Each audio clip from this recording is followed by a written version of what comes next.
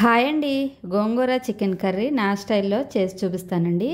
ముందుగా ఒక గిన్నెలోకి 2 కట్టల గోంగూరను శుభ్రం చేసి వేసుకొని, ఒక ఉల్లిపాయ, ఒక టమాటా, 2 పచ్చిమిరపకాయలు ముక్కలు చేసి వేసుకొని గోంగూర ఉడికే వరకు మూత పెట్టుకోవాలి. చూడండి, గోంగూరలో నీళ్ళన్నీ ఎగిరి బాగా ఉడికింది కదా. స్టవ్ ఆఫ్ చేసుకుందాం.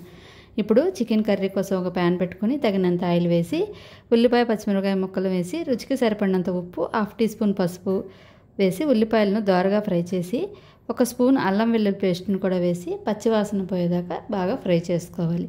ఇందులోనే 1/2 కేజీ చికెన్ ముందే కడిగి ఉంచుకున్నానండి. ఈ చికెన్ కూడా వేసి చికెన్లోని వాటర్ అంతా ఎగిరే వరకు బాగా కలుపుకొని 2 స్పూన్లు కారం, 1 స్పూన్ ధనియాల పొడి, 1 స్పూన్ చికెన్ మసాలాను వేసి బాగా కలుపుకొని కూర మొత్తాన్ని బాగా కలిపి 1 గ్లాస్ నీళ్లు పోసి మూత పెట్టుకొని ఒక 20 నిమిషాలు బాగా ఉడకనివ్వాలి. చికెన్ ఉడికే వరకు మూత పెట్టుకొని బాగా ఉడకనివ్వండి. 20 నిమిషాల తర్వాత మూత తీసుకుంటే చూడండి, చికెన్లో వాటర్ ఉంది కదా, ఇందులో మనం గోంగూర వేసుకుంటే సరిపోతుంది.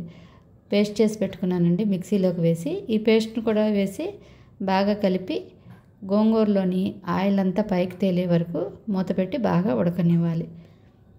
10 నిమిషాల తర్వాత మూత తీసుకుంటే చూడండి, బాగా ఉడుకుతుంది కదా, ఆయిల్ కూడా చక్కగా పైకి తేలింది. ఇప్పుడు కొత్తిమీరను కూడా వేసుకొని ఒక సర్వింగ్ బౌల్లోకి తీసేసుకుందాం.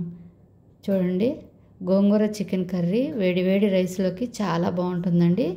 మా వీడియో నచ్చినట్టయితే లైక్ చేయండి, షేర్ చేయండి, కామెంట్ చేయండి. ఈ రెసిపీని మీరు కూడా ఒకసారి ట్రై చేయండి. సబ్స్క్రైబ్ చేసుకోండి. బాయ్ అండి.